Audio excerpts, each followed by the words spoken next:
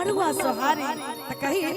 खेसारी के भक्का में कटहर के झटका में खेसारी के भक्का में कटहर के कक्का में बसई सब हटे पास सखी के पावन मिथिला सखी के पावन मिथिला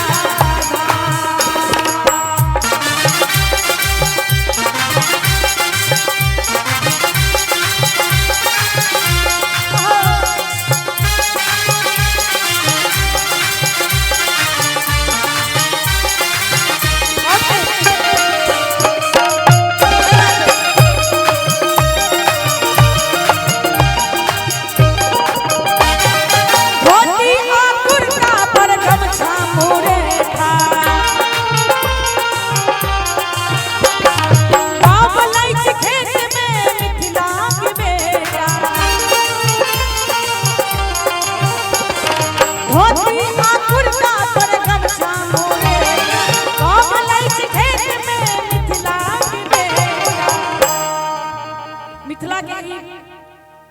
एक तरह बुझियो धरोहर छी धोती कुर्ता गमछा से सम्मानित आई समस्त अतिथि लोग भेलो कही कि धोती आ कुर्ता पर गमछा मुरेठा कि गाँव लै छै खेत में मिथिला के बेटा नेहा के खेती सा श्रम के ढेकी सा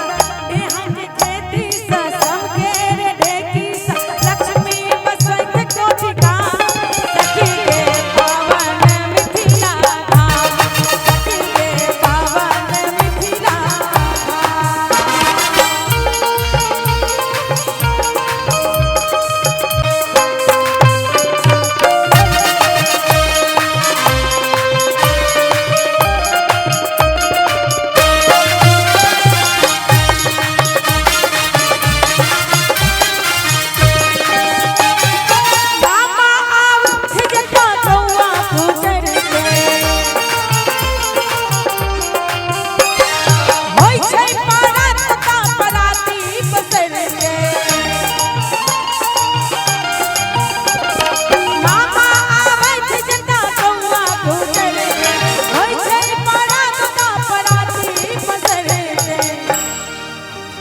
झिझिया लगनी में सामा बटे गबनी में हो झिझिया लगनी में सामा बटे गबनी में। अरे इस सुंदर संरचना जिनका अपने समाज पर उद्घोषक के रूप में देख रहे छी हमरे आवाज में रिलीज भेल आदरणीय अक्षय आनंद सनी जी के लिखल गीत अपने सब हमर आवाज में YouTube पर सुन सकै छी त कही कि झिझिया